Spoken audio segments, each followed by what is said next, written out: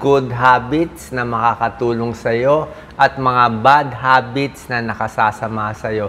Pero sa tingin ko, itong mga bad habits, baka marami dito hindi nyo pa alam. Okay? Tingnan natin. Unahin muna natin yung good habits. Mamaya na tayo sa bad habits. So, ang mga good health habits, syempre, ngayon, dapat bawas stress. Alam nyo naman yan. Number 2, lagi ko tinuturo yung balanced diet, yung mga gulay, yung mga prutas na tinuturo ko sa inyo. More isda ang kakainin. Number 3, kailangan maraming tubig. Hanggang 8, hanggang 10 basong tubig. Araw-araw kailangan nyo po yan, lalo na mainit ngayon. Number 4, sapat na tulog. Napakahalaga. At least 7 hours ng tulog. Number 5, sa umaga, dapat may morning routine. Dahan-dahan lang ang galaw sa umaga para at least hindi mabigla yung katawan. Meron kasing high blood sa umaga at stroke sa umaga. Number 6, journaling. Maganda nalalabas yung sama ng loob. Kwento sa asawa, sa kaibigan. Kung walang makukwentuhan, sulat mo. Number 7, kailangan maglalakad-lakad. Exercise. Number 8, pwede gumamit ng hagdanan kung mga 1 o 2 palapag lang. Number 9, kailangan alagaan ng paa. Check lagi yung paa. Baka may diabetes kayo o may varicose, alagaan ng paa. Mamaya magbibigay pa ako ng tips. Number 10, pag tumatanda, kailangan naka-rubber shoes. Rubber shoes, tapos yung balance. Ingatan natin yung balance natin. Number 11, kailangan malinis ang bibig, nagtutoothbrush at nagde-dental floss. Kailangan bumili tayo ng dental floss. Kahit mahirap, walang choice kasi pag walang dental floss, bukod sa toothbrush, toothpaste, pwede masira ipin. Lalo na kung di tayo makaka-dentista. Number 12, gratitude, magpasalamat kahit maliit na bagay.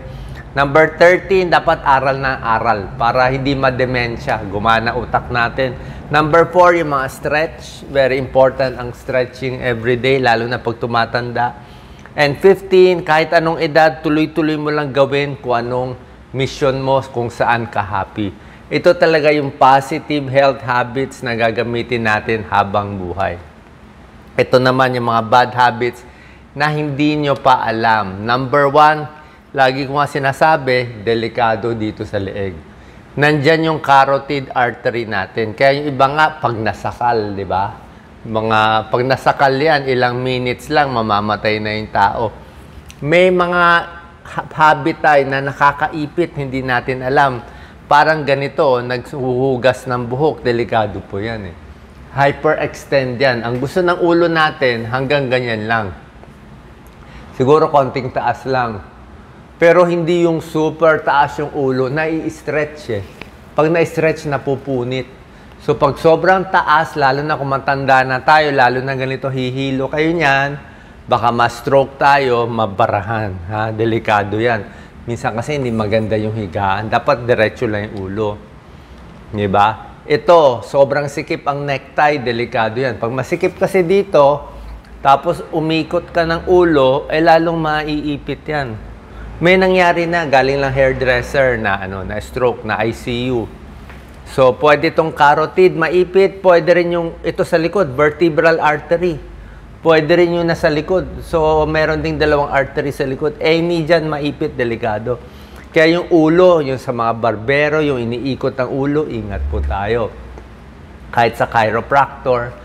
Ako, nagpapakairo ako dati. Pero pagdating sa neck, medyo ingat tayo. Meron pa rin small chance na pag inikot yung ulo, lalo na pag hindi maganda yung galaw, may namamatay, may naiipit, may napupunit talaga. So, ingat po tayo. Okay? Tapos, ano pa ba sa neck? So, basically yan. Ayaw natin masyadong tingala, huwag maiipit. Number 2, yung mga sobrang ipit ng katawan. Sobrang sikip na maong naipit yung tiyan. Ayaw natin yan. O sobrang sikip yung mga parang girdle, body shaper, o minsan yung baro, masyadong slim fit. Kasi pag inipit mo sa may baywang, ibig sabihin yung dugo, baka hindi umakyat eh. Delikado yan pag hindi umakyat. May nangyari na nga naipit eh, tapos actually na ICU tong pasyenteng to dahil sobrang sikip ang pantalon niya, maong nag-squat pa siya, namaga yung paa. Ang tinuturo ko lagi, compression stockings. Ito yung magandang ipit. May nagtatanong kasi, Dok, sabi mo, masama maipit ang tiyan, ba't ito pinapaipit mo yung binti? Ito, medical grade to. Ako lagi ako gumagamit ng compression stockings. Medyo mahal to, siguro mga almost 2,000 yung magagandang klase.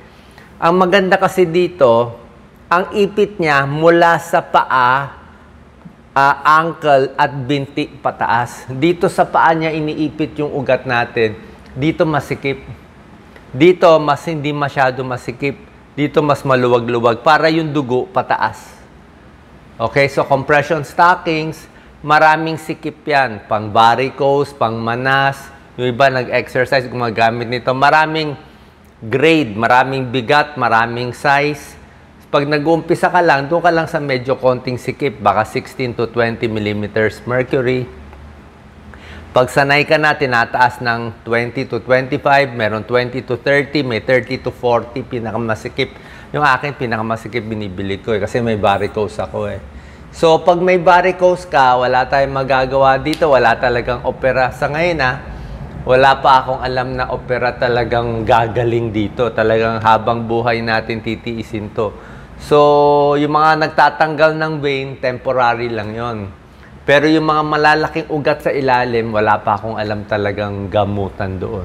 Kahit surgery, wala talaga siya eh. Meron tinatanggal a few veins, pero babalik pa rin eh. So, ito pa rin talaga pinaka-treatment natin. So, pag masikip yung compression stockings mo, ito namamagang ugat na vein, masasara siya physically. So, mababawasan ng manas mo. So, buong araw siya sinusuot mula umaga hanggang gabi. Minsan, pinapahinga ako sa tanghali kasi minsan sobrang sakit na rin sa paa. Yan paakyat. Maganda may compression stockings. Wala pa ako in-advertise any brand. Tingnan nyo na lang online o pa-check kayo sa doktor nyo. Sila rin naman magsasabi niya. Mga vein specialist. Hindi siya ordinaryong saksa. Hindi siya yung pang basketball o yung para sa babae na magandang stockings. Hindi po to. Ito talagang masikip na pang-akyat ng ugat. Number 3, bad habit, lagi naka-cross legs. Pareho din yan. Pag cross legs, pwede ka mag-varicose veins, sasakit pa likod mo, ayan tatabingi ang likod mo. Kasi tabingi na nga, naka-cross legs. Dapat diretso lang yung paa, open lang. Tapos upo lang sandali, then tayo, upo, tayo. Hindi pwede laging nakaupo. Baka maipit ng papa, naka-cross legs. Number 4, actually, 12 tong bad habits. Mag-ingat sa mga stigyawat at mga sugat dito sa deadly triangle. Kasi pag nandito nagkaroon ng sugat, any sugat dito, nagnana, nagpigsa, nagbunot ka sa ilong, yan, bawal yan. Pag nagbunot ka, nagka-infeksyon dyan, yung infeksyon nito na bakterya, pwede pumunta sa utak. Pag pumunta sa utak, magnanana sa utak, lagot tayo. Kasi meron pong daanan yan papunta sa utak. Number 5, huwag uupo ng matagal. Yan ang problema natin ngayon. Lagi naka-computer. Dapat 1 hour upo, then lakad-lakad-lakad. Ito, tapos ng video, lalakad-lakad na ako. Okay, yung matagal nakaupo, buong araw nakaupo, more heart disease, more diabetes, more cancer, mas maaga namamatay, more varicose veins, more prostate problem, more masakit ang likod, more colon cancer, more back pain, neck pain, joint pain, and varicose. Kasi nga nakaganon tayo nakaipit, nakuba buong araw. Diba? Kaya dapat binabaliktad natin. Kung kuba na tayo buong araw, babaliktad natin. Kasi nga nakuba na kumbaga sa papel buong araw tayo nakaganito yung papel natin. Ganito yung likod natin, nakakuba Kaya dapat i-stretch mo, ibabaliktad mo siya. Babaliktad mo siya ngayon para makahinga ka. Okay, pati baga mo, hindi ka makakahinga pag kuba. Number 6, out of 12 bad habits, pag-iri. Pag na-constipate, napakahirap nito. Pag nagkaroon kayo ng constipation, nagtitibi, tapos naipon yung dumi, yung iri ka ng iri ng ilang araw, pwede ma-heart attack, pwede ma-stroke, pwede maluslos, ang dami pwede mangyari. Number 7, yung pag-iri rin sa ubo. Sobrang ubo, sobrang hatching, sobrang iri. Yung pag-ihi na ayaw lumabas, pag dumi ayaw lumabas. Ang problema dyan, hindi lang heart attack and stroke. Common yan. loose-loose. Loose-loose sa singit, inguinal hernia, femoral hernia, umbilical hernia, o operahan yan. Okay, lalo na pag tumatanda, tumataba, pwede tayong malus-lus. Kaya pag umuubo ako, nakaano ako lalo na kung meron kayong chronic cough nakahawak ako sa silya, nakaganyan ako sa silya, para kailangan meron kang tukod Kung hindi, baka lumabas tong lus-lus natin, delikado. Pag ito naman, hindi na mga deadly, pero pag makapal ang wallet mo, dahil marami kang pera, ang kapal-kapal, gusto mo maraming... Ako, hindi ako nagwa-wallet sa likod Sa harap na lahat ang wallet ko. Tsaka manipis lang. Pag makapal yan, may iipit ang sciatic nerve. Manhid ang paa, manhid ang binti. So, pag binti, hita mo, manhid, baka makapal ang wallet mo. O matagal ka na upo, naipit sciatic nerve. Ito yung exercise na gagawin. Pakita mo, Doc Lisa. Kaya mo ba pakita? Knee to chest. Maganda yan. Yan, no? Knee to chest exercise. Ngayon gagawin nyo, mga 2 times ito. Ayan, no? Piriformis stretch, de 4 na tinataas. Baliktaran yan. Ito, hamstring stretch. Maganda yan. Nakaupo.